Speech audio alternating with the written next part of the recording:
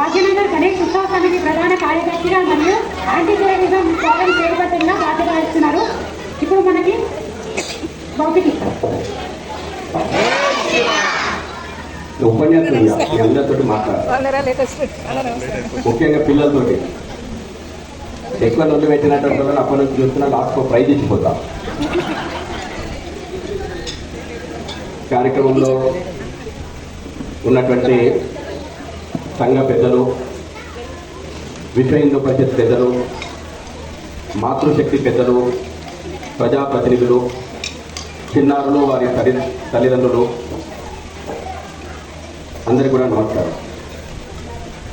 23 రోజులు ఈ యొక్క విద్యార్థులను తీర్చిదిద్దిన అధ్యాపకులకు ఒక్కసారి మనందరం కూడా చెప్పట్టుకుంటాం. మీ అందరినీ కూడా సెలవుల్లోపట ఈ యొక్క బాల సంస్కార కేంద్రం నడుస్తుందని చెప్పి మిమ్మల్ని ఈ బాల సంస్కార కేంద్రంలోకి పంపించినటువంటి మీ తల్లిదండ్రులకు ఒకసారి చెప్పట్టుకుంటాం. ఈ యొక్క కార్యక్రమాన్ని విజయవంతంగా నిర్వహించడానికి ప్రత్యక్షంగా పరోక్షంగా సహకరించినటువంటి పెద్దలకు అందరికీ కూడా మరొకసారి అందరూ చెప్పట్టుకుంటాం. 23 రోజులు బాలలు సంస్కరించబడలే. ఇక్కడ ఈ దేశం యొక్క నిర్మాణం జరిగింది. సమాజము, దేశము అంటే ఈ కనబడుతున్నటువంటి బిల్డింగ్లు, ఫ్లైఓవర్లు, మెట్రో ట్రైన్లు, ఎయిర్పోర్ట్లు కాదు. దేశం అంటే ఈ పిల్లలు, దేశం అంటే సమాజం. అందుకే స్వామి వివేకానంద పదే పదే చెప్పిండు, దేశ భవిష్యత్తు తరగతి గదుల మధ్యన నిర్మాణం అవుతుంది అన్నాడు. అయితే ఇవాళ తరగతి గదులు వేరే అయిపోయినాయి. ఇవాళ తరగతి గదులు పౌల్ట్రీ ఫార్మ్స్ అయిపోయినాయి. ఉదయం 7 గంటల నుంచి 6 గంటల నుంచి రాత్రి 8 గంటల వరకు వాడికి నిద్ర వస్తున్నా, వాడికి ఇదే ఓపిక లేకున్నా 3 లక్షల ఫీజు కడతాం కదా మనం. కాబట్టి మనం ఎంత ఎక్కువ ఫీజు కడితే వాడు అంత ఎక్కువ సేపు పిల్లలు పౌల్ట్రీ ఫారంలో పెంచాలా. మనం కూడా అనుకుంటున్నాం ఆ కాలేజ్ మంచిదండి, ఆ స్కూల్ మంచిదండి, ఉదయం 6 గంటలకే స్టార్ట్ చేసి రాత్రి 8 గంటల వరకు పిల్లలకు చెప్తారండి. ఏం చెప్తలేడు. మీ పిల్లల యొక్క జీవితాలు నాశనం చేస్తున్నారు, మీ యొక్క కుటుంబ వ్యవస్థ నాశనం చేస్తున్నారు, ఈ దేశం యొక్క భవిష్యత్తు నాశనం చేస్తున్నారు. స్వామి వివేకానంద చెప్పిండు, పిల్లలకు కేవలం విద్య అంటే పుస్తకాల్లో ఉన్నటువంటి విద్య మాత్రమే కాదు, సంస్కారవంతమైనటువంటి విద్యను పిల్లలకు అందియమన్నారు. ఇది తల్లిదండ్రులది బాధ్యత ఎక్కువ ఉంటుంది. కాబట్టి మీ బాధ్యతగా మీ పిల్లల విషయంలో ఒకటి బాల సంస్కార కేంద్రంలో తీసుకొచ్చి 23 రోజుల పాటు వాళ్ళకు శిక్షణ అందించారు కదా. ఇది వాళ్ళ భవిష్యత్తును, బంగారు భవిష్యత్తు వైపు మీరు బాటలేపారు. ఇందులో ఎటువంటి డౌట్ లేదు. ఫలితం ఇవాళ 23 రోజుల ఫలితం ఈ రోజు లాస్ట్ డే పర్ఫార్మెన్స్ తోటి మాత్రమే మనకు కనబడదు. వాళ్ళ జీవితం లోపల రోజువారీ నడవడికల నుంచి ప్రారంభమైనటువంటి వాళ్ళ జీవితము ఈ దేశ భవిష్యత్తును ముందుకు నడుస్తుంది. తప్పకుండా వాళ్ళ లోపల పిల్లలు, వాళ్ళు ఒక కంప్యూటర్ లోపల, మన చేతిలో ఉన్నటువంటి మొబైల్ ఫోన్ లోపల మనం ఏ యాప్ డౌన్లోడ్ చేసుకుంటే అది పనిచేస్తుంది. మన ల్యాప్టాప్ లోపల ఏ సాఫ్ట్వేర్ వేసుకుంటే అదే పనిచేస్తుంది. చాలా మంది తల్లిదండ్రులు అంటుంటారు, మొదట్లో ఏమంటారంటే మా పిల్లగాడు తింటలేడు అన్న కాడి నుంచి స్టార్ట్ అవుతుంది, మా పిల్లగాడు వింటలేడు అన్న దగ్గర నుంచి స్టార్ట్ అవుతుంది. తర్వాత వాళ్ళు 10th వచ్చినాక ఎదురు తిరుగుతున్నాడండి అని స్టార్ట్ అవుతుంది. తర్వాత డిగ్రీకి వచ్చిన తర్వాత మీదికి ఉరికొస్తున్నాడండి అని చెప్పబోతే అంటారు. పెళ్ళి అయిన తర్వాత ఎలగొట్టిండండి అని వస్తుంది. ఎందుకు వస్తుంది ఇది? మీరు ఆ సాఫ్ట్వేర్ వేస్తున్నారు అలా, అదే సాఫ్ట్వేర్ పనిచేస్తుంది, వేరే వాళ్ళ తప్పేం లేదు. పిల్లలను తప్పు పట్టే ముందు తల్లిదండ్రులుగా ఆ పిల్లల విషయంలో కూడా మనం బాధ్యత నిర్వహించినమా? ఇవాళ ఎంతమంది తల్లిదండ్రులు వాళ్ళతోటి కూర్చొని మాట్లాడి వాళ్ళకి 4 విషయాలు చెప్తున్నారు. వాళ్ళ ముందర మొబైల్ ఫోన్ ఎత్తేసి ఒక ప్లేట్లో అన్నం పెట్టేస్తే ఇక వాడు అందులో ఉండేటువంటి గేమ్లు ఆడుకుంటా అనుకుంటే నేను బుక్కలు తింటుంటాడు. అందులో ఉండేటువంటి అంటే ఫైటింగ్ చేసుకుంటా, అదేమంటారు, కొట్టుకుంటారు చూడు, ఏమంటారు, నేను బాగా చెప్తాను మీకంటే. అవన్నీ ఆటలు చూసుకుంటూ వాళ్ళు తింటున్నారు కదా అని మనం సంతోషపడుతున్నాం. కానీ భారతదేశంలో ఉన్నటువంటి ముఖ్యంగా ఈ దేశంలో ఉన్నటువంటి యువత మీద, పిల్లల మీద, వాళ్ళ యొక్క మానసిక ప్రవర్తన మీద కూడా ఈ ప్రపంచ దేశాల్లో యుద్ధం చేస్తున్నాయి. ఎట్లా యుద్ధం చేస్తున్నాయంటే చిన్న విషయం మనకు అర్థం కాదు. వీడియో గేమ్ల రూపంలో కూడా ఈ దేశం యొక్క మానవ వనరులను నిర్వీర్యం చేయాలనేటువంటి పరోక్ష యుద్ధం ఈ దేశం మీద జరుగుతుంది. ఆశ్చర్యం అనిపిస్తుంది. మీరు ఇంతకుముందు మాట్లాడకపోవచ్చు. యుద్ధం అంటే ఎక్కడో వాడలలో జరుగుతలేదు. యుద్ధం మన ఇంట్లో జరుగుతుంది. యుద్ధం మన పిల్లల యొక్క మానసిక స్థితి మీద జరుగుతుంది. యుద్ధం మన పిల్లల యొక్క దృఢత్వము, శారీరక దృఢత్వము, మానసిక దృఢత్వాన్ని నిర్వీర్యం చేసి భారత్ యొక్క ఎదుగుదలను అడ్డుకోవాలి, భారతదేశం యొక్క మానవ వనరులు నిర్వీర్యం చేయాలనేటువంటి కుట్రలు కూడా జరుగుతున్నాయి. మన టెలిఫోన్లోకి మన పిల్లల టేబుల్ పైకి ఆ వీడియో గేమ్లు వచ్చినాయి. ఎవరు కంట్రోల్ చేయాలి? ఇవి ప్రభుత్వాలు అనుకుంటే కంట్రోల్ కావు, వ్యవస్థలు, పోలీసులు అనుకుంటే కంట్రోల్ కావు, తల్లిదండ్రులు అనుకుంటే ఆ పిల్లలు ఆ యొక్క వ్యసనాల నుంచి బయటపడతారు. ఈరోజు మనం కార్యక్రమం ఎంత ప్రారంభం చేసుకున్నాం నాన్న? వేదిక మీదకి వచ్చి అందరూ కూడా దీపం వెలిగించరా? చూస్తారా మీరందరూ కూడా? ఇది మన సంస్కృతి.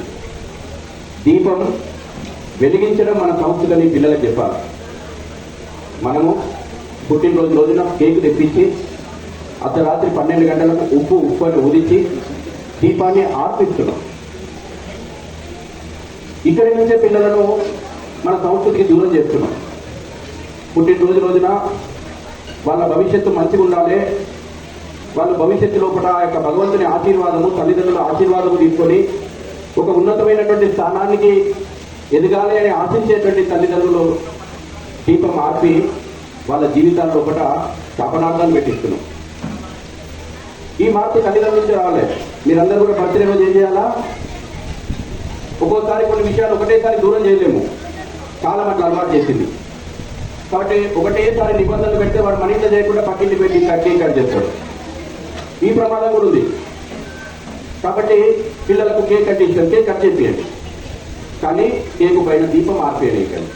పిల్లలకు చెప్పాలి, దీపం ఆర్పితే అశుభం బిడ్డ, దీపం ఆర్పొద్దు, మనం దీపాలు వెలిగించేటువంటి సంస్కృతి బిడ్డ అని చెప్పి పిల్లలకు దీపం ఆర్పకుండా తల్లిదండ్రులు మంగళహారతి ఇచ్చి మీరు అక్షింతలతో పిల్లలను ఆశీర్వదించండి. అప్పుడు ఆ పిల్లల యొక్క భవిష్యత్తు బంగారంగా ఉంటుంది. చేద్దామా? ఇప్పటి నుంచి 10 రోజు ఏం చేయాలా? దీపము ఆర్పొద్దు. మన సంస్కృతి ఏది? దీపం వెలిగించేటువంటి సంస్కృతి, ప్రపంచానికి జ్ఞానం పంచినటువంటి సంస్కృతి, ప్రపంచానికి బట్టగట్టడం నేర్పించిన సంస్కృతి, ప్రపంచానికి అక్షర జ్ఞానం నేర్పించినటువంటి సంస్కృతి. తర్వాత అమ్మ నాన్న అని ప్రేమగా పిలిపించుకోండి. ఇప్పటి నుంచి మీ మదర్ ఏమని పిలవాలా? అమ్మ. అమ్మ అంటే అకార ఉకార మకారాలు. ఓమని పెట్టి చదువుకున్నాం కదా ఇంతకుముందు. ఓమని ఓంకారం చేస్తారు కదా మీరు కార్యక్రమం కంటే ముందు. ప్రతిరోజు ఉదయం లేవగానే కూడా ఓంకారం చేయండి. ఓంకారం చేస్తే ఈ శరీరంలో ఉన్నటువంటి 72,000 నాడులు యాక్టివ్ అవుతాయి. ఉదయం లేవగానే అప్పుడప్పుడు మన కంప్యూటర్కు వైరస్ వస్తే ఏం చేస్తాం? యాంటీవైరస్ సాఫ్ట్వేర్ వేస్తాం కదా. మనకు కూడా ఓంకారం చేస్తే 72,000 నాడులు శరీరంలో కూడా యాక్టివ్ అవుతాయి. అమ్మా నాన్న నాడులు యాక్టివ్ అవుతాయి, నాన్న నాడులు యాక్టివ్ అవుతాయి. కానీ మనందరం ఏం పిలిపించుకుంటాం? ఏమనాలే? మా పెద్ద స్కూల్లో మేము చేసినాం కదా, 3 లక్షలు కట్టినాం కదా. ఇక వాడు 3 ఏళ్లకే మా ఓడు మమ్మీ అంటుండండి, మా ఓడు డాడీ అంటుండండి. ఇక ఎమ్మ ఖుషి అవుతుంటాం. మమ్మీ అని ఎవరినంటారు చెప్ప? కొన్ని విషయాలు చెప్పాలి. మనది కూడా తప్ప కదా, మనం చెప్పేటం లేదు, చెప్పలే ఇప్పటివరకు. ఈజిప్టులో పిరమిడ్లు ఉంటాయి అన్నట్టు. అంటే ఒక శరీరము చనిపోయిన తర్వాత 24 గంటల కంటే ఎక్కువగా నిల్వ ఉంచడానికి దానికి ఒక కెమికల్ ప్రాసెస్ చేసి 24 గంటల కంటే ఎక్కువ నిల్వ ఉన్నటువంటి శవాన్ని మమ్మీ అంటారు. మమ్మీ అంటే ఏంటంటారు? 24 గంటల కంటే ఎక్కువ నిల్వ ఉన్నటువంటి శవాన్ని మమ్మీ అంటారు. మరి అమ్మని అట్లా అనొచ్చా? అమ్మ పొద్దున్నే నీ గురించి ఆన్లైన్ కల్పిస్తే అమ్మా నాల ఏమనాలి? అమ్మా నాల. మమ్మీ అంటే ఏంది? అమ్మ క్షేమాన్ని కోరుకున్నట్టు కాదు. ఏమి ఈ విషయం పిల్లలకు చెప్పాలా? ఇది చెప్తలే మనం మమ్మీ అనగానే చనిపోయిన శవంగా మనం పిలిపించుకుంటున్నాం. మనం చనిపోయిన శవం కాదమ్మా, సజీవంగా ఉన్నటువంటి శరీరం. కాబట్టి అమ్మ అని పిలిపించుకోండి. డాడీ అని ఎవరినంటారు తెలుసా? ఈ పిల్లలకు అర్థం కాదు. కాబట్టి పిల్లలకు అర్థం కాకుండా వాళ్ళకి చెప్పిన అర్థం కాదు కాబట్టి పెద్దోళ్ళకి చెప్తున్నా. వెస్టర్న్ కల్చర్ లోపల మన బంధం ఏమో వివాహ బంధం, 7 అడుగుల బంధం, 7 జన్మల బంధం. వాడు పిల్లలు పెద్దగా అయిపోయే వరకు వాళ్ళు భార్య ఒకరితో కాంట్రాక్ట్ మ్యారేజ్, అదంతా కూడా వాళ్ళ మ్యారేజెస్ అన్ని కూడా కాంట్రాక్ట్, ఒప్పందం మ్యారేజ్. ఏ రాత్రి ఒప్పందం, మనం ఆస్తి ఒప్పందం మార్చుకున్నట్టు వాళ్ళు ఒప్పందాలు మార్చుకుంటారు. భార్యలను భర్తలు భార్యలు మార్చుకుంటారు. కాబట్టి ఎవరైతే ఇప్పుడు ప్రజెంట్గా సంసారం చేస్తున్నారో వాళ్ళను అదో మీ డాడీ అని చూపెట్టదా, నవ్వుతుండొచ్చు. కాబట్టి ఇప్పుడు చెప్పండి, మీ పిల్లలతో అట్లా డాడీ అని తల్లిని పిలిపియచ్చా? పిలిపియదు. నాన్న అని పిలిపియదు. తర్వాత ఎప్పుడు కూడా ఇక్కడ నుంచే వాళ్ళ యొక్క సంస్కారం అందియాలి. మనం ఇక్కడ నుంచే మనం చెప్పాలా. జ్యోతి వెలిగించడం దగ్గర నుంచి మన యొక్క సంస్కారం, మన కట్టుబొట్టు దగ్గర నుంచి మనము నేర్పించాల్సినటువంటి అవసరం ఉంది. వాళ్ళకు ఆరోగ్యకరమైనటువంటి, కేవలం శీలవంతమైనటువంటి వ్యక్తిత్వంతో పాటు ఆరోగ్యకరమైనటువంటి వ్యక్తులుగా వాళ్ళని తీర్చిదిద్దాలి. ఇవాళ ఆరోగ్యం, పిల్లలు 30 ఏళ్ళు 40 ఏళ్ళు రాగానే ఎందుకు ఇవాళ యశోద, కామినేని నిండిపోతున్నాయి హాస్పిటల్? ఎక్కడ వచ్చింది లోపం? ఎందుకు ఇవాళ పిల్లల యొక్క ఆరోగ్యాలు నశించిపోతున్నాయి? ఎందుకు గల్లీకి ఒక సంతాన సాఫల్య కేంద్రం వస్తుంది? కిరాణా షాపులు ఎన్ని ఉన్నాయో గల్లీకి ఒక సంతాన సాఫల్య కేంద్రం వస్తుంది. ఏ ప్రైవేట్ హాస్పిటల్ ఇవాళ గల్లీ కొట్టి వెలిసిపోతున్నాయి. ఒంటిల్లో ఎక్కడో దారి తప్పింది. రెడీమేడ్ తిళ్లకు అలవాటు చేస్తుంది. వస్తున్నాయి మన చేతిలో, అరచేతి లోపల అన్ని విషయాలు వస్తున్నాయి. కానీ మన చేతులతోటి పిల్లలకు విషం పెడుతున్నాం. ఏ తల్లి చేయకూడనటువంటి పని ఈ ఆధునిక యుగం లోపల, హడావుడి లోపల, ఏదో ఒక రోజు హడావుడి ఉన్నది, సమయం దొరకలేదు అంటే ఓకే. కానీ గంటలు గంటలు సోషల్ మీడియా, టీవీ సీరియల్ చూడడానికి సమయం ఉన్నటువంటి తల్లిదండ్రులు పిల్లగానికి ఇంత ఆరోగ్యకరమైనటువంటి తిండి చేసి పెడతలేదు చేతి నుంచి. ఫలితం 30 ఏళ్ళు 40 ఏళ్ళు, మ్యాక్సిమం లైఫ్ టైము 70 ఏళ్ళకు పడిపోయింది. కాబట్టి రేపు వీళ్ళ భవిష్యత్తు మీరు ఇచ్చేటువంటి తిండి మీద కూడా ఉంటుంది.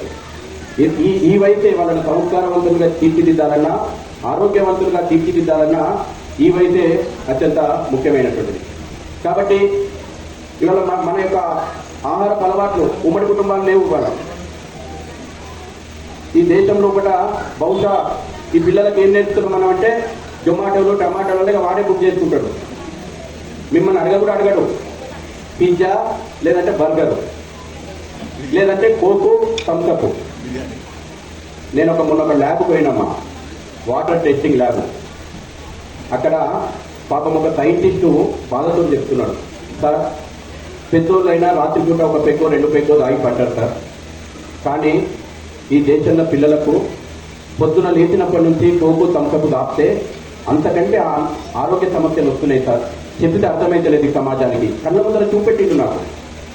కళ్ళ ముందర ఒక మందు బాటిల్ తీసి అందులో టెంట్ చేపించి అందులో రిజల్ట్ చూపెట్టిండు. థమ్సప్, కోకును పెట్టి రిజల్ట్ చెక్ చేపిస్తే దానికంటే ఇది డేంజర్ ఉన్నది. పాప మీ పిల్లలకు పోగానే కోకు, థమ్సప్ దాపిస్తున్నాం. ఈ అలవాట్లు మానిపియాల. వాళ్ళ ఆరోగ్యం వాళ్ళకి తెలవాలి. థమ్సప్, కోకులు తాగడం అనేటువంటిది ఆరోగ్యానికి ప్రమాదకరం అని చెప్పి వాళ్ళకి మంచి మంచి ఆహార అలవాట్లు నేర్పండి. మా ఊరు తినడండి, పచ్చి ఇల్లు అంటారు. మా ఊరు అవి బుక్ చేసుకుంటా వస్తే వాడే అవే తింటాడండి. నువ్వు ఎప్పుడన్నా అంతకంటే మంచి టేస్ట్ చూపించే కదా. ఎందుకంటే మనకు కూడా వాడు బుక్ చేసుకోగానే డబ్బులు కట్టేస్తాడు, నాయన ఖర్చు కట్ అవుతుంది, మనం కూడా పని తీరుతుందిలే అనుకుంటున్నాం. మొన్న G20 సమావేశాలు అయినాయి ఈ దేశంలో కూడా. ఈ దేశంలో ఎన్ని రకాల వంట రుచులు ఉన్నాయనేది ప్రపంచానికి చూపెట్టిండ్రు మన నరేంద్ర మోడీ గారు. 6000 రకాల వంటలు ఈ దేశం రుచి చూస్తుంది పొద్దున్నే. ఎన్ని రకాలు? 6000 రకాలు. రొట్టెనే 4 రకాలుగా చేస్తుంది. కాబట్టి 6000 రకాల వంటలు ఈ దేశంలో ఉన్నాయి. పిల్లలకు రుచి చూపెట్టండి. పిల్లలకు ఆ రకమైనటువంటి తిండి పట్ల కూడా వాళ్ళకి ఇంట్రెస్ట్ పెరిగేటట్టు వాళ్ళని తీర్చిదిద్దాలి. భారతీయ వంటకం యొక్క రుచులు వాడు చూడాలనేటువంటి కోరిక కావాలి. వాడి నాలుగే రుచి, ఈ భారతీయ వంటల రుచులు చూడాలని కోరిక ఉండాలా. పిజ్జా బర్గర్ల నుంచి వాడు సెర్చ్ చేయాలా. మొబైల్లో కూడా భారతదేశం యొక్క వంటకాల రుచులు ఏమున్నాయి అనేటువంటి దిశగా వాళ్ళను ఆలోచన చేపియాలి. తర్వాత మన యొక్క పండుగలు వస్తున్నాయి. ఎవరమన్నా పండుగల గురించి చెప్తున్నామా ఈ పిల్లలకు? దసరా వచ్చిందంటే కొత్త బట్టలు ఇప్పిస్తున్నాం. ఇక్కడికి ఓకే అయిపోయింది, బట్టలు షాపింగ్ అయిపోయింది. దీపావళి వచ్చిందంటే సరే మార్కెట్లో కొంచెం గుడుకుంటే పటాకుల రేట్లు ఎక్కువ ఉన్నాయన్నా 4 చిచ్చుగుళ్ళు 2 రాకెట్లు 3 చక్రాలు ఇప్పిస్తున్నాం. కానీ పిల్లలకు పండుగల గురించి చెప్తున్నామా?